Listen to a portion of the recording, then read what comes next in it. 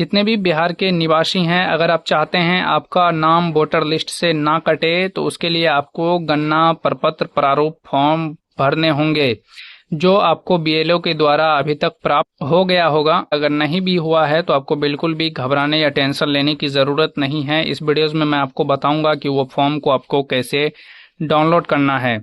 तो सबसे पहले आप बिल्कुल शांत हो जाइए, आपको बिल्कुल भी टेंशन नहीं लेना है। सबसे पहले हम बात करते हैं कि ये गन्ना प्रपत्र फॉर्म जो है इसको कैसे भरेंगे। उसके बाद में हम बात करेंगे कि इसमें कौन कौन से आपको डॉक्यूमेंट देने होंगे।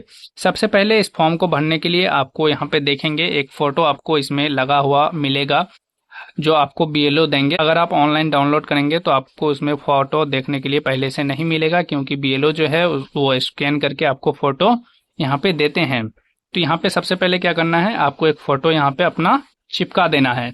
उसके बाद यहाँ पे आपको जो है आपका जो भी डेट ऑफ बर्थ है, पूरा डेट ऑफ बर्थ यहाँ पे सही से फिल करना है। और यहाँ पे जो भी आपका आधार संख्या है, आधार संख्या को यहाँ पे फिल करना है। मोबाइल नंबर को यहाँ पे फिल करेंगे। और आपका जो भी पिताजी है, पिताजी का नाम को यहाँ पे फिल करना है। या फिर आपका जो भी कानूनी अभिभावक का नाम है, यानी आपका जो भी गार्जियन है उसका नाम को यहाँ पे फिल करना है। अगर जो भी गार्जियन है उसका अगर आपको वोटर आईडी कार्ड नंबर मालूम है तो यहाँ पे दे देंगे तो ज्यादा बेहतर है, नहीं देंगे कोई दिक्कत नहीं है, छोड़ दीजिएगा, ये ऑप्शनल है। इसके बाद आपका जो भी माता जी है, माता जी का नाम को यहाँ पे फिल करेंगे। और यहाँ पे जो भी माता जी का इपिक नंबर है, माता जी का इपिक नंबर को यहाँ पे फिल कर देना है।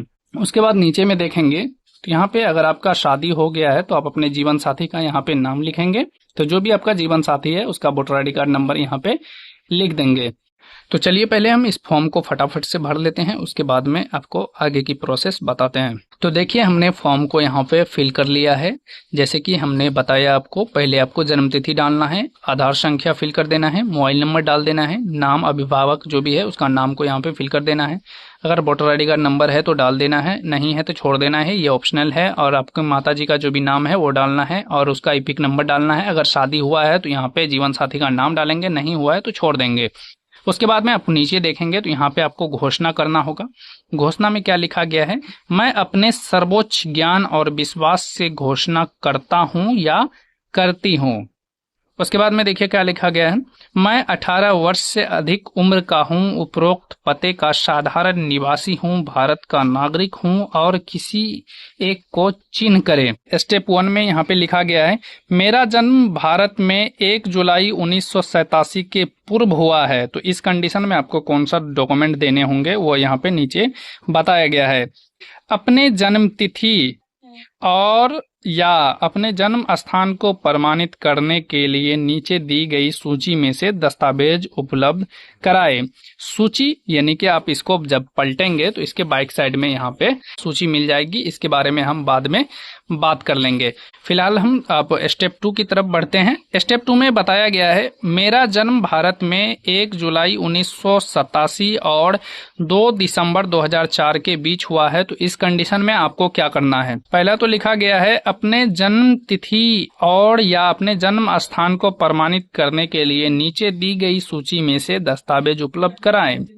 यानी वही दस्तावेज जो आपको बैक साइड में दिया गया है उसी सूची में से आपको दस्तावेज देने होंगे। दूसरा ऑप्शन में लिखा गया है, पिता या माता की जन्म तिथि और या जन्म स्थान को प्रमाणित करने के लिए नीचे दी गई सूची में से दस्तावेज उपलब्ध कराएं। यहाँ पे सीधा सीधा ये है कि अगर आपका जन्म 1 जुलाई 1987 से पहले हुआ है तो इस कंडीशन में आपको क्या करना है, सबसे पहले कि आपको सबसे पहले ये फॉर्म को पूरा बढ़िया से फिल कर लेना है।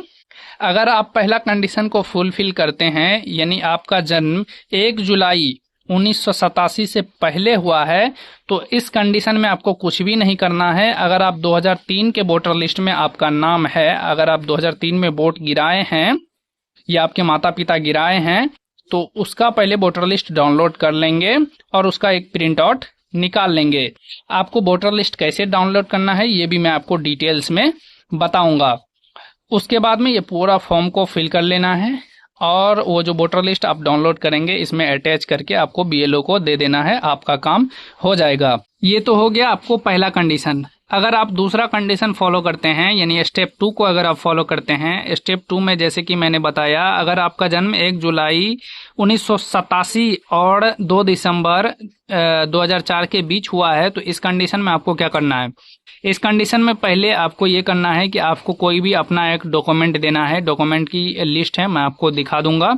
उस लिस्ट में से कोई भी एक डॉक्यूमेंट देंगे, और आपके माता पिता में से कोई भी अगर 2003 के वोटर लिस्ट में अगर किसी का नाम है तो वो वोटर लिस्ट आपको लगा देना है और आपका काम हो जाएगा। आपको कुछ भी ज़्यादा झंझट पालने की ज़रूरत नहीं है।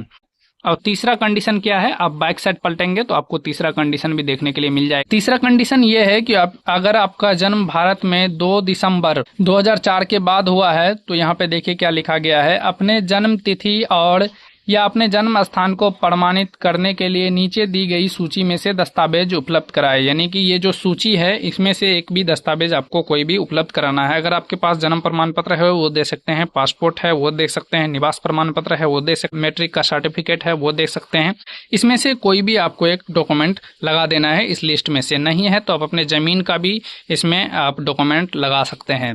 उसके बाद में यहाँ पे बताया गया है, पिता के जन्म तिथि और या जन्म स्थान को प्रमाणित करने के लिए नीचे दी गई सूची में से दस्तावेज उपलब्ध कराए।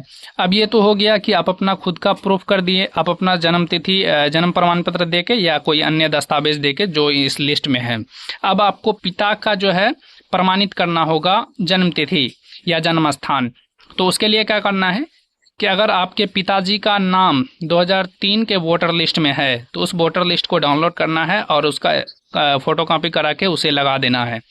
कुछ भी झंझट पालने की ज़रूरत नहीं है, आपका काम हो जाएगा। लेकिन आपके वोटर लिस्ट में अगर आपका माता या पिताजी का नाम नहीं है तो उस कंडीशन में आपके फैमिली में किसी को पासपोर्ट होगा या कोई ज़मीन का रसीद होगा या आपके पिताजी के पास जन्म प्रमाण पत्र होगा तो आप वो लगा देंगे। लेकिन अगर आपका पिताजी का नाम 2003 के वोटर लिस्ट में है, 2003 में वोट गिराए हैं, तो आपका काम वो सिर्फ वोटर लिस्ट दिखाने से हो जाएगा। उसके बाद में यहाँ पे देखेंगे स्टेप 3 में बताया गया है, माता की जन्म तिथि और या जन्म स्थान को प्रमाणित करने के लिए नीचे दी गई सूची में से दस्तावेज उपलब्ध कराएं। आप अपना बता दिए, आप अपना पिताजी का बता दिए, अब आपको अपना माताजी का प्रूफ देना होगा। आपका माताजी का जन्म और आपको जो स्थान है उसको प्रमाणित करना होगा।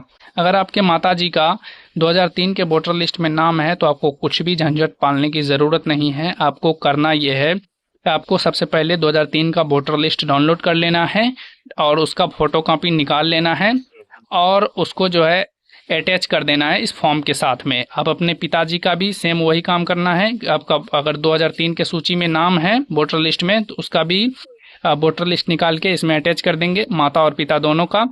खुद का आप एक प्रूफ देंगे, जन्म प्रमाण पत्र या निवास प्रमाण पत्र जो भी है, इस डॉक्यूमेंट लिस्ट में से एक आपको डॉक्यूमेंट देना है। इतना डॉक्यूमेंट अगर आप दे देते हैं तो आपको कोई भी दिक्कत नहीं होने वाला है। अब यहाँ पे देखिए, अब यहाँ पे देखेंगे स्टेप 4 में बताया गया है, यदि माता पिता में से कोई भी भारतीय नहीं है तो अपने जन्म के समय उनके वैध पासपोर्ट और वीज़ा का प्रति उपलब्ध कराए। अब यहाँ पे लिखा गया है स्टेप 4 में, मेरा जन्म भारत से बाहर हुआ है, विदेश में भारतीय मिशन द्वारा जारी जन्म प्रमाण पत्र संकलन करें। मैंने पंजीकरण नागरिकरण द्वारा भारतीय नागरिकता प्राप्त की है, नागरिकता पंजीकरण का प्रमाण पत्र संकलन करें। यानी आपने नागरिकता ली है तो उसका आपको प्रमाण पत्र दिखाना होगा। उसके बाद में देखिए, मैं किसी अन्य देश की नागरिकता प्राप्त नहीं की है, मैं निर्वाचक न्यायालय में नाम शामिल करने के लिए आवेदन कर रहा हूं और मेरा नाम किसी अन्य विधानसभा निर्वाचन क्षेत्र में शामिल नहीं है।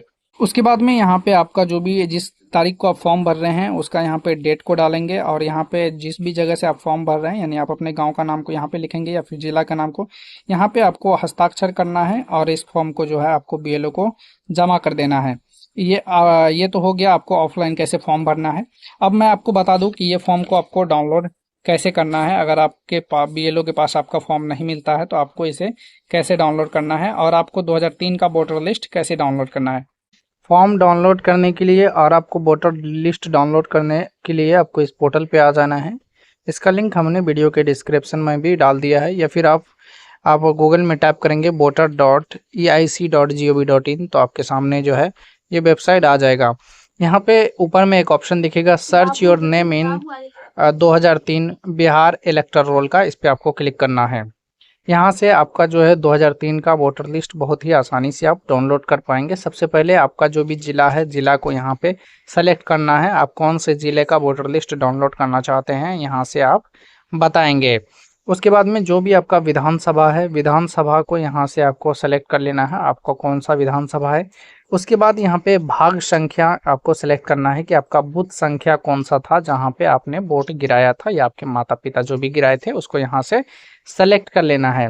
उसके बाद में यहाँ पे एक ऑप्शन दिखेगा देखे का, देखे वाले विकल्प पे क्लिक करेंगे तो आपके सामने में 2003 का जो वोटर लिस्ट है वो आपके सामने में आ जाएगा।